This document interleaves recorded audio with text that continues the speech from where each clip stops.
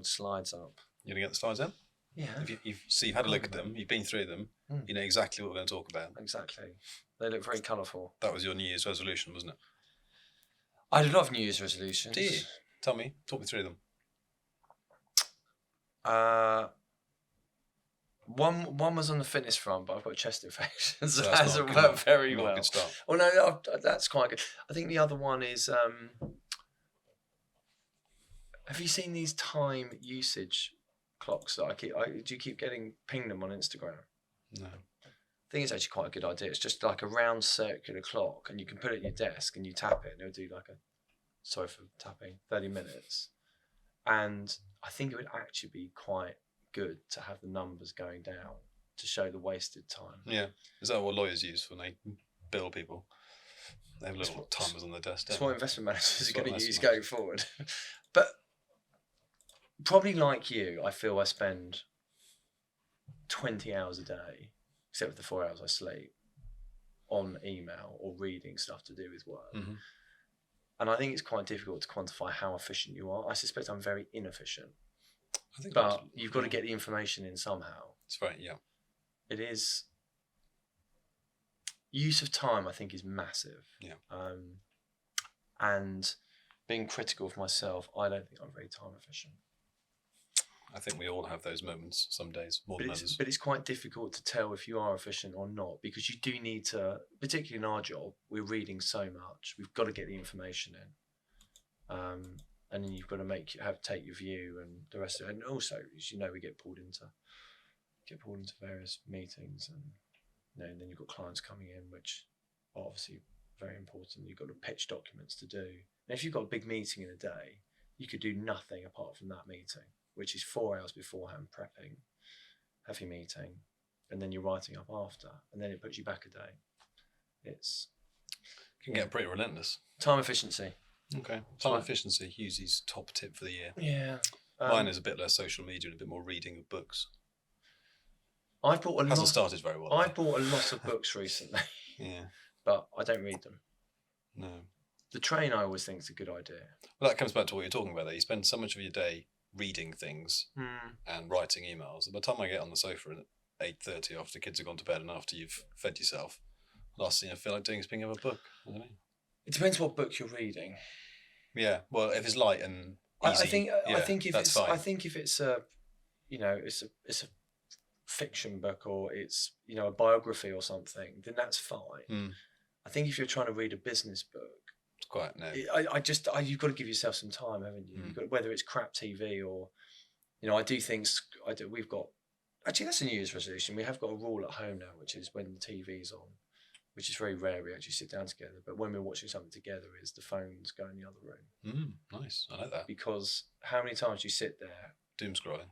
Yeah, half an hour's gone of the film, and you have 100%. to. You get a bit nervous about asking the wife what's going on, because you know you're going to get yelled at. Maybe it's just my family. Mr. Hughes is a lucky girl. What do you reckon about the new surroundings, Hughesy? Room 3-2? Yeah, big ballroom. Big ballroom. It's not quite as posh, is it, as the client floors? No, carpet's not as thick. I think we're going to have to do a roof terrace. Roof terrace episode, yeah. Nodding his head. Not today, though, because it's 1 degree and snowing outside off the back of biblical floods. Is it snowing? Yeah. It's just been outside now. I haven't had lunch yet. It's horrible. We better get cracking if you've not had lunch. I'm worried about your health is top of my priority list, Hughes. But with that, we'll go. Good afternoon, everybody, and welcome to Taking Stock After the Bell, episode 23 and the first episode of 2024. So, cool. Resolution chat all done. Resolutions probably all broken by now. So we've almost been doing this for a year now, haven't we? Yeah. Who'd have thought it, eh? Who'd have thought it? And here we are. So what I thought we'd do is we'd do sort of a rundown of what happened in 2023, what the stories were, what the narratives, what the talking points were, just in case anyone had their head buried in the sand for a year. Seems unlikely, but and we're I'm definitely not. Hughesy might well throw in a load of predictions for 2024 whilst we're at it, but we'll see how that goes. Based on 85% of economists predicting a recession in 2023, probably shouldn't make that includes us, by the way. Yeah, I know it so does. we can't hide from that. Yeah, 100%.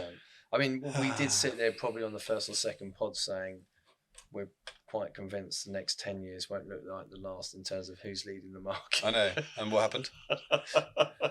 I mean, but I think it's important to put your hands up and say we did not expect that last year. No. Well, we'll come on to that in particular. But it was so considering how I felt at the beginning of last year, I'm absolutely delighted with the outcome. I think that's fair. We've seen, we've had Fed pivot. Yeah. I mean, take everything away, total returns of client portfolios were very nicely positive. Decent. We've got a chart of that as well. That's good. So we'll kick off with our first chart. And really, I guess, what caused the issues in 2022 in the first place was inflation going from basically nothing to double digits in the Western world. We all know the reasons why. Supply chain problems, commodities, war in Ukraine, partly pandemic, etc. Gas prices. Wages have gone up as well because there seems to be a shortage of everyone around, and we got this kind of 10%, 12, 11% figure. And we all said it would come down pretty quickly, and the chart is pretty extraordinary. It has come down, and the last month, the October UK CPI number was really weak. So that blue line here, which is the UK, back below 4%. The red line is the US, back to almost normal territory. I mean, the economist expectations are that this flattens out a little bit in the short term. I don't think it's carrying on going straight down, but pretty extraordinary, really, if you think about it. Yeah. How it's just totally unwind. I mean, Some of it's base effects. Clearly. It was transitory. Transitory after all. Well, that's right. If we're here in 10 years' time, we put this chart back up, it's transitory. Yeah. But I mean, it was quite scary when the US inflation had really dropped off a cliff and we were still heading skywards. Yeah. That would have been August. No, probably slightly before. Yeah, I guess July, August, September. When you're right. Yeah. And the yellow line is Europe. Eurozone. Yeah, which is down to 2% almost. Now, it's a question lots of clients ask me, so I'm going to ask you. Hang on a minute, I'm the one who hosts. I ask you the questions. We're doing reverses. Why is it so hard to get? Why everyone says it's very easy to get inflation back down to 4? Why is it so hard to get from 4 to 2? I don't know, actually. The only thing I can think of is that wage growth is still pretty elevated. Yeah. And part of the reason why is that inflation went up, people's wages lagged. Yeah. So as inflation comes down, people are still trying to get their pay rises back that they feel like they're clawing back. Do you think it's just giving us all a bit more ammunition to have those conversations? Did my review this morning. Banging the table for a pay rise. Well, most people, if they're in a job, they only have a pay review once a year, typically. Is that fair? And it's normally March, April time, I think. So. Yeah, generally speaking. So. End of tax year. Or you change jobs. So that's why that wage thing lags. And then most of our economy is services. We seem to do a good trade in coffee shops around the world these days. In the UK, that's what we're pretty good at. And, that's a kind of classic service business that's labour intensive, and therefore it's probably their single biggest line item. So maybe service price inflation is a bit stickier, even as petrol prices come down at the pump, etc., and electricity and gas prices come down. So I don't know that. I mean, I've seen some people say that actually 4 to 2 shouldn't take very long at all, and it won't be hard. But that's sort of what I've been thinking is why is it so difficult to get down?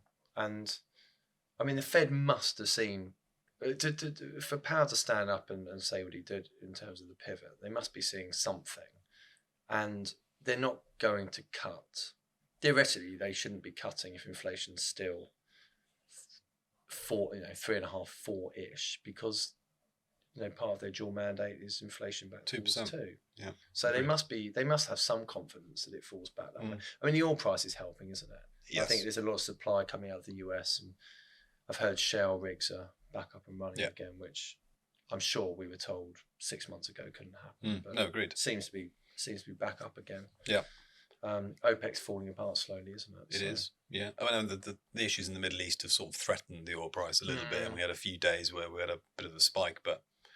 Of course, that's one thing, is what's going on in the Red Sea. Is that going to cause supply issues? Yeah, well, that was got a chart on that? I don't know, but that was arguably what kicked it off in the first place in 2021 when the Evergreen. What was the ship that was stuck in the Suez Canal?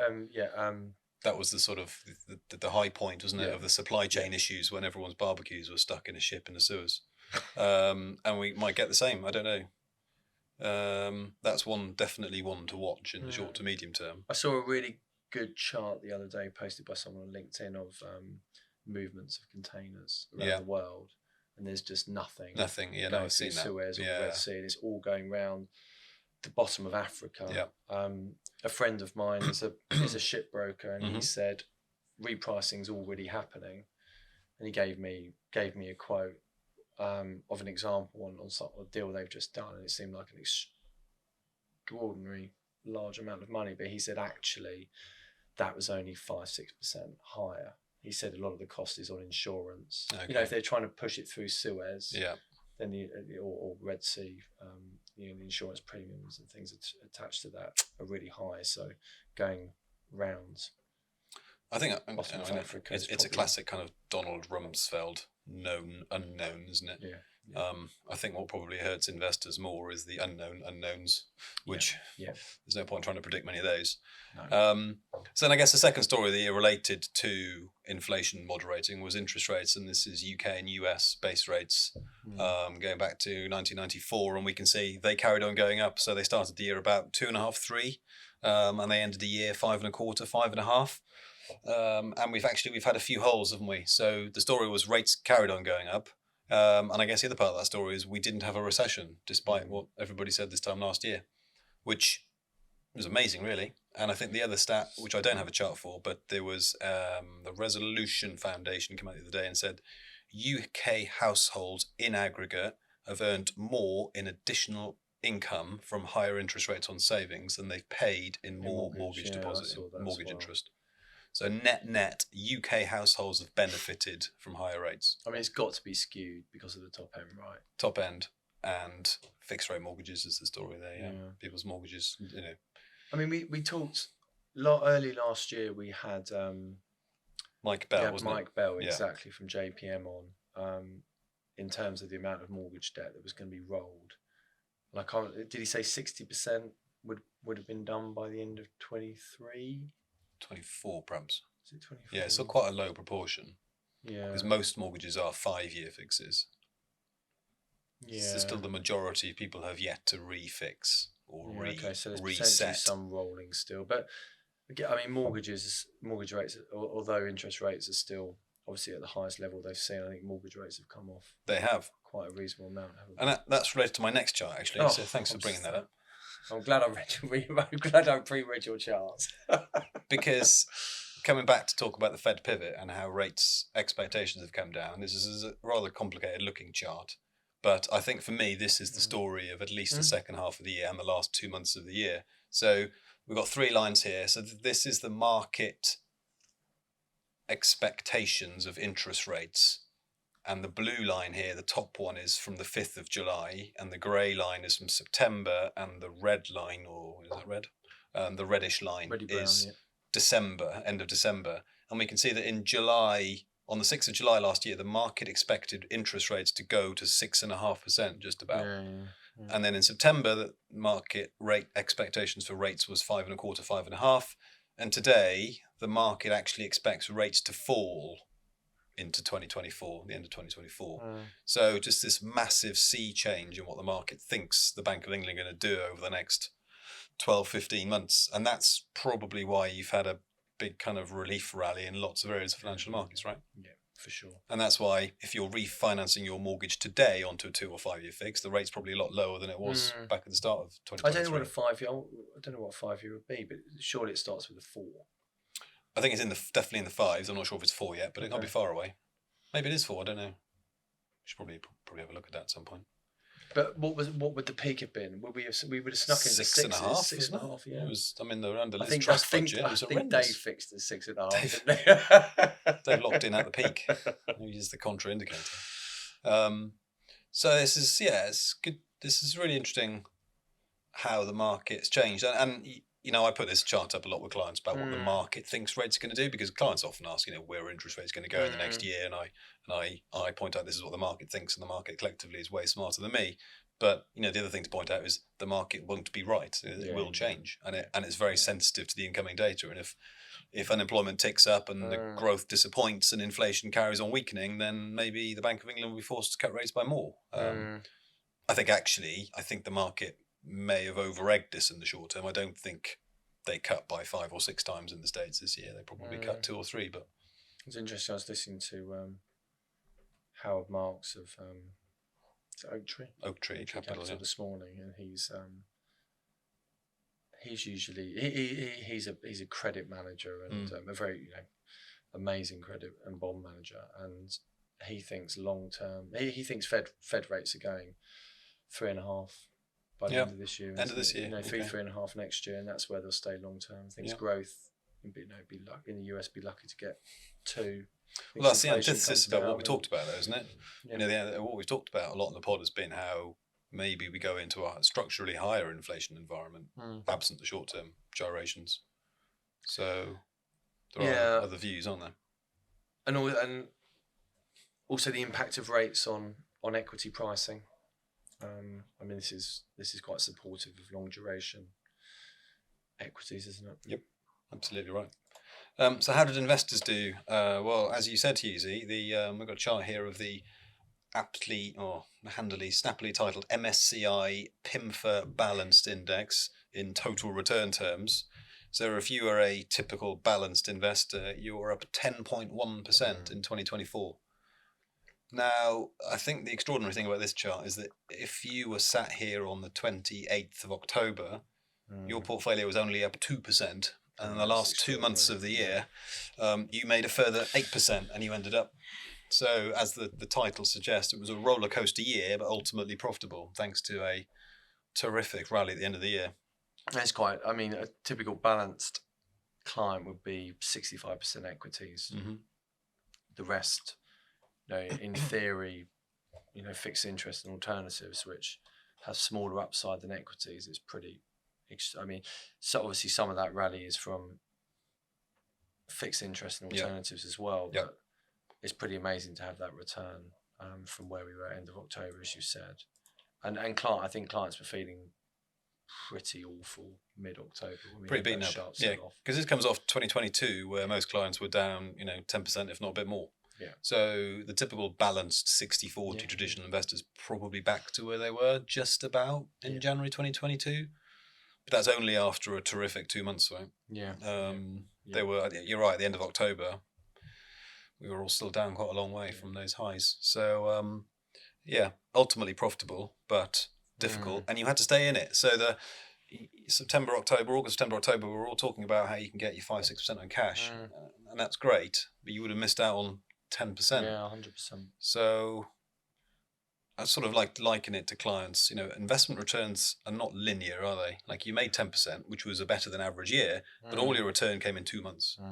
So you can't, you just have to be in it and wait for the good times. I mean, this goes back to timing the market versus timing the market. I mean, this was all because of a pivot from the Fed, and in reality, those that you had a very, very strong move in a handful of days. And, if you weren't invested at that point, you'd missed out quite a lot of the return. So it is, we talk about it a lot, but I think a large part of our job is staying invested. Hand-holding. Yeah, and thinking about the long term and staying in a good quality businesses. Yep, totally. And then if we split that down into different asset classes, we've got a chart here of the, again, snappily titled MSCI All Country World Index total return in sterling terms. The dollar numbers look better. So you made 15.5% in global equities through the year, but again, not dissimilar to the previous chart. At the end of October, you're only up 5%, and you made, a further 10% in the last 2 months of the year. If we break that down regionally into the next chart, we've got the USA, MSCI USA in red, which was up, 17% just about, followed by Europe. Again, these are all sterling, so this is all in GBP. The S&P 500 index was up 25% in price terms, but that's in dollars. It's not quite so clever in sterling, because sterling was actually up against the dollar for a change. Emerging markets, the laggard, basically flat on the year, and that's mainly a China story. The UK is here in green. Yeah. Green. No, sorry. UK is in blue. 7.5%. Emerging markets green. Emerging markets in green, and what's the bottom one? Asia. That's Asia ex Japan. Asia ex Japan. So, yeah, I mean, again, it was a story of US American exceptionalism, as we've mentioned before. But actually, Europe had a sneaky good year. That Europe number surprised me. Biggest companies in Europe: Novo Nordisk, LVMH. Yeah, I mean, Europe had a phenomenal first couple of months of the year, didn't it? It was outperforming the US by quite a decent amount. Quite a bit. I mean, Europe had a really bad 2022, didn't it? So a lot of that was bounced back. But I remember sitting there in the summer, probably end of the summer, and we said all the returns for the year have been driven in the first 6 weeks of the calendar year. And, yeah, they were actually that January. Yeah, closing 4 or 5% up. We'd be happy with that. And then you've had this last couple of months rally, which it's been great. It's been fantastic. Yeah, and then I guess the story that we've been talking about incessantly has been the Magnificent Seven. Bloomberg have done their own index of Magnificent Seven, which we've shown here. And the Magnificent Seven, I assume they are cap weighted. The Magnificent Seven stocks are Hughesy? Cap weighted or I think it's cap weighted. I don't know. Do you think they've done an equal weight? Maybe they have passed. So we've got Amazon, Apple, Google, Alphabet, yeah. Tesla, Nvidia, yeah, Microsoft, and Meta, Facebook.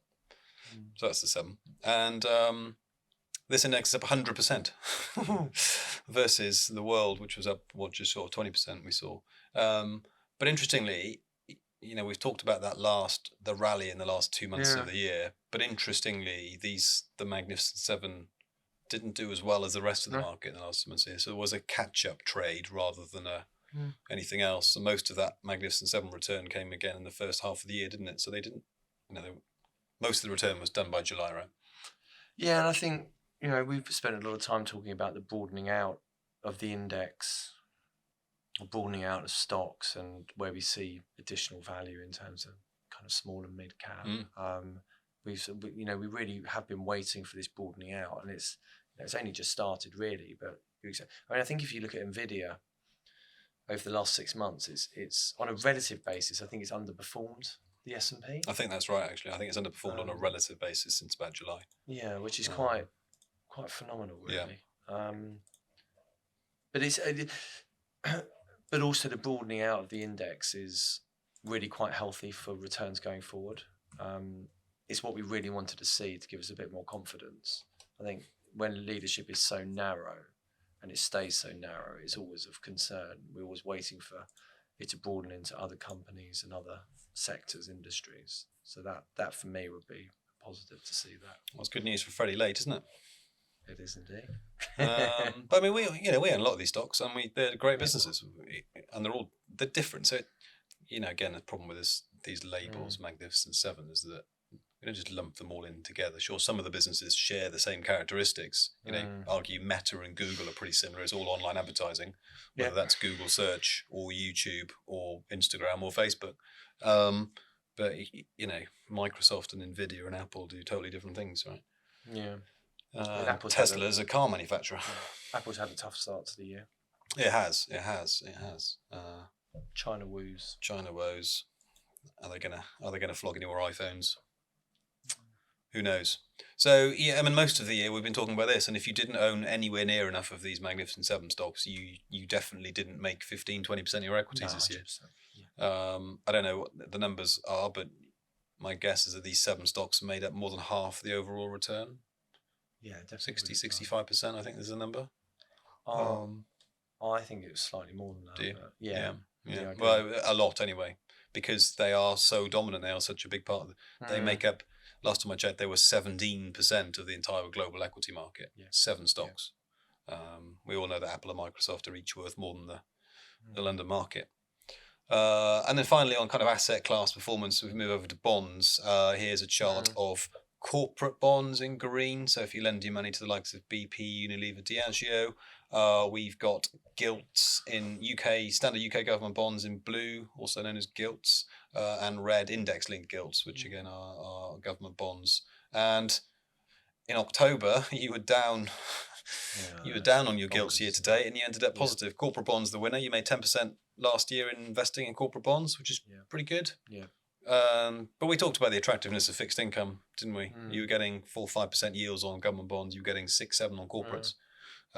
Yields have fallen a little bit, and therefore you've made money on those bonds that you own. It's quite amazing how resilient corporates were throughout the summer. Actually, if you look at the drawdown from gilts and linkers, because they were still positive end of October. Yeah, they were.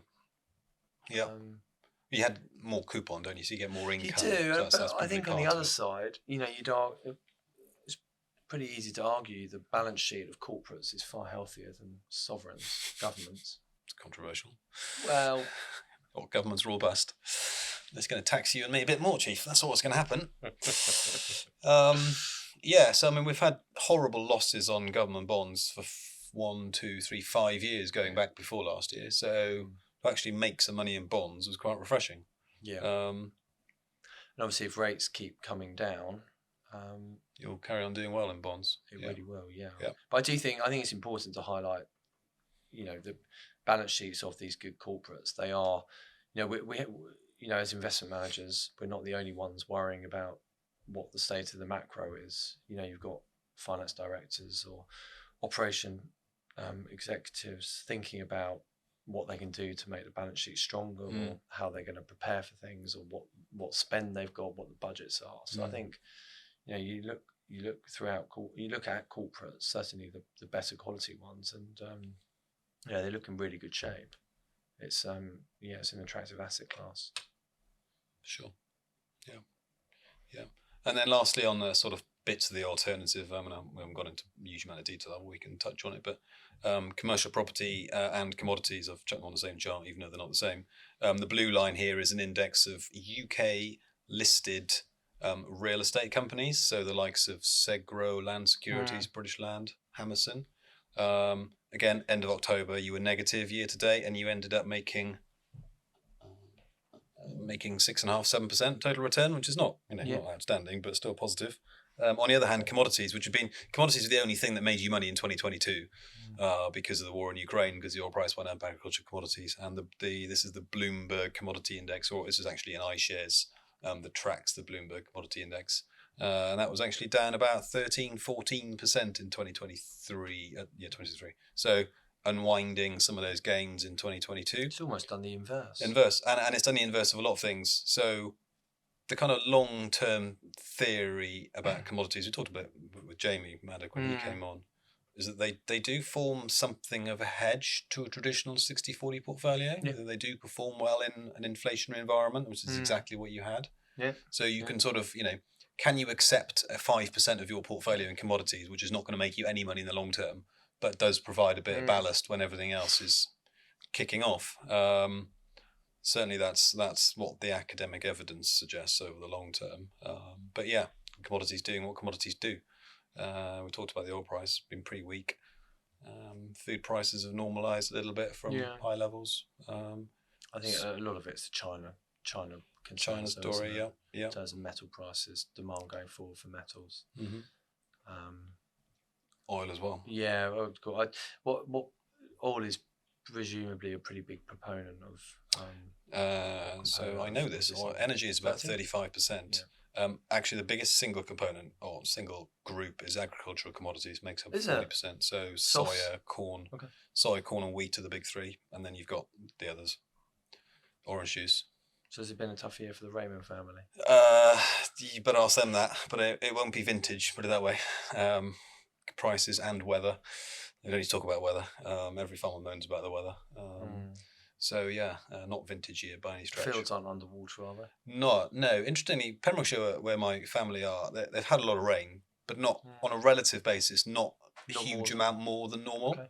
Whereas the middle of the country has had a very high relative amount of rainfall relative to their own averages. The table is record levels in terms of height, isn't it? Yeah. we'll have a drought by April. We will have and we'll have a hosepipe ban. But it sort of feels like, whether it's climate change, man-made or not, doesn't really matter. But we do seem to be getting these kind of extended weather patterns, periods but of rain. presumably, but this should be supportive for commodity prices, shouldn't it? You'd have thought so.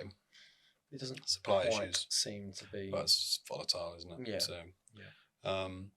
So I think that's pretty much the story of the year. I mean, infrastructure and other bits of alternatives probably looks very similar to commercial property.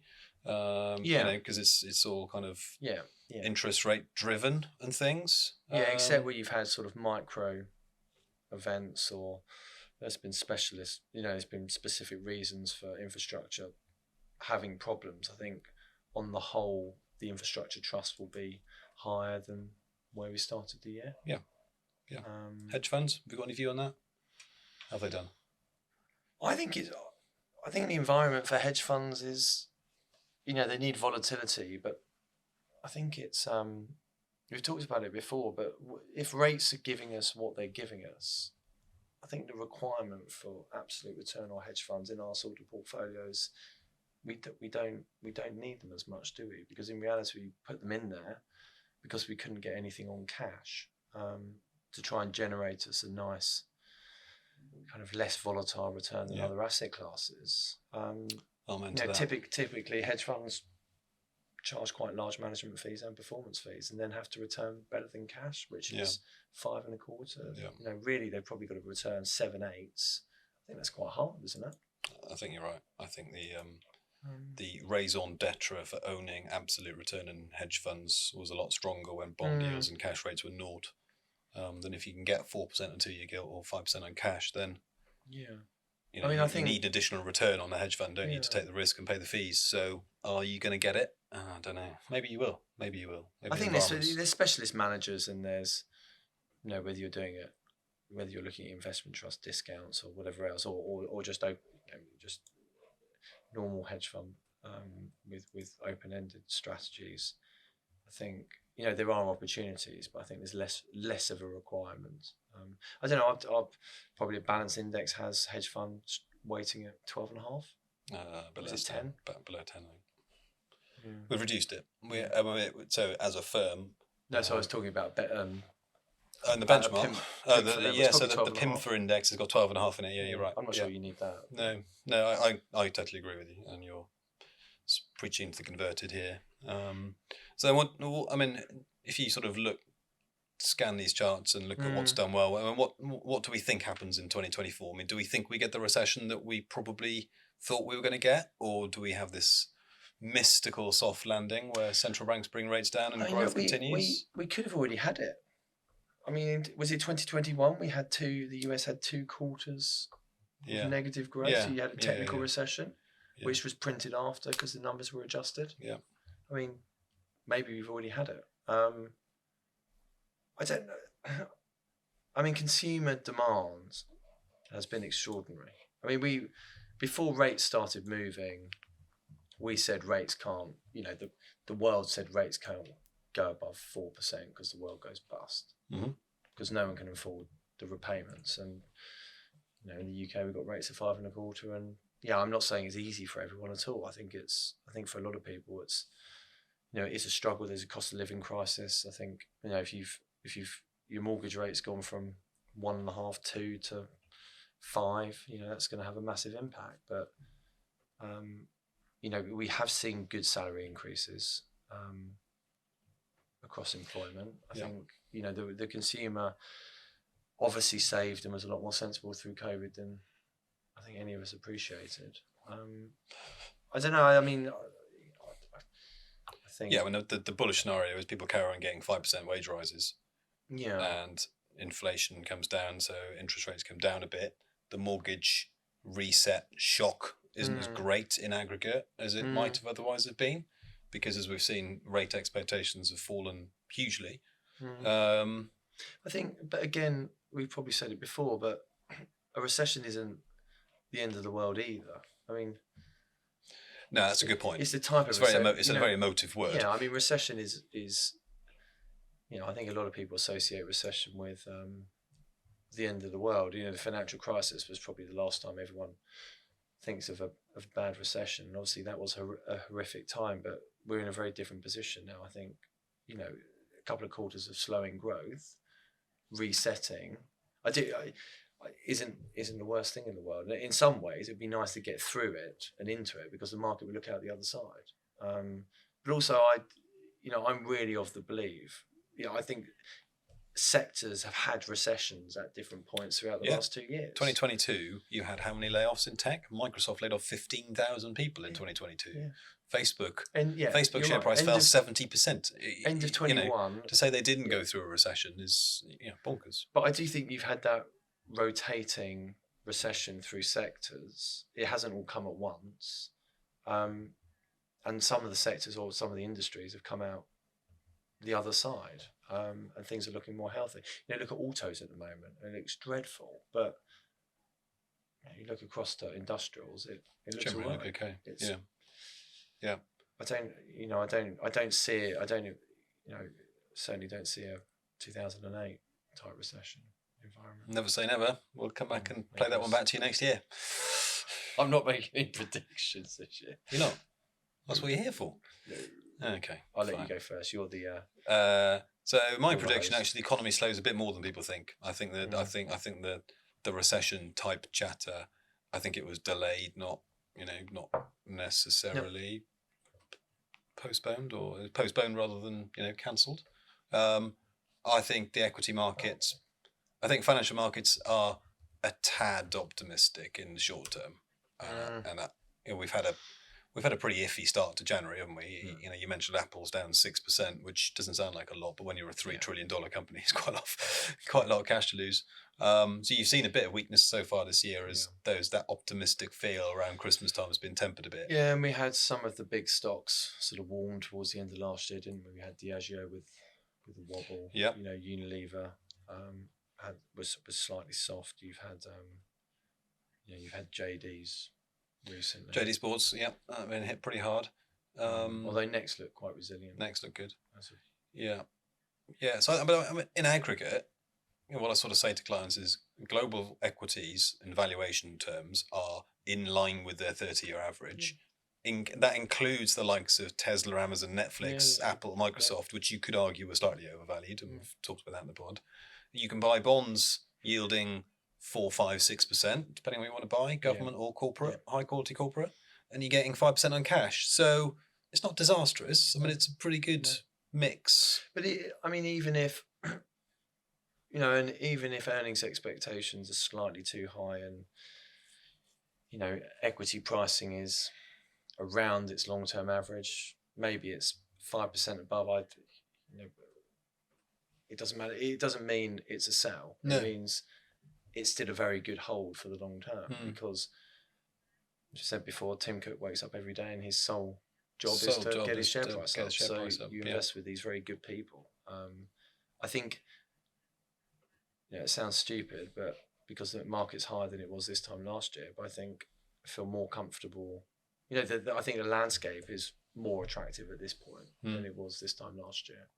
Rates are, as you highlighted, corporate bonds, gilts are returning what they are. Saving rates are returning what they are, and equities don't look expensive. No, not the slightest. But equities can look cheap and get cheaper. Yeah. You and I think about equity valuations. It sort of tends to be, well, what does that mean for 5 or 10 years? And then, because that's the only real lesson you can draw from valuation is, well, it says more about the long term than the short term. The short term can be dictated by pretty much anything, but mainly sentiment. Yeah. So if the economy does fine and earnings grow by 10% as the market currently expects, then it should be okay. Should be all right. But I'm utterly hopeless on short term. I find it pretty pointless. What will be in the short term, and as long as we're guiding to the North Star of the long term, and we're keeping an eye on that, we'll be fine. Indeed, I think. I still think rotation away from the big stocks makes sense. I think there's a lot in it. It doesn't mean you sell the big stocks. I think they're brilliant companies. I just think it wouldn't be a bad thing to see a broadening out of some other sectors, some other companies which still look too cheap. And if that happened, I'd be very happy. I think we all would. Yeah, I think that's fair. And we've already had a little bit of that. But Yeah. that if that continues, that would be good news, I think, for financial markets as a whole. Yeah. But that's not a wholesale sell on Apple by any stretch. But No. good. All right. Well, should we leave it there? We've got a few guests lined up for the next few weeks and months, haven't we? So our listeners can look can forward to two people other than us. Exactly.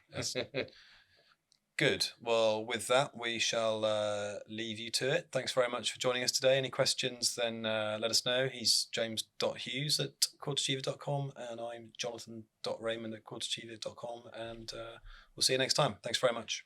Thank you.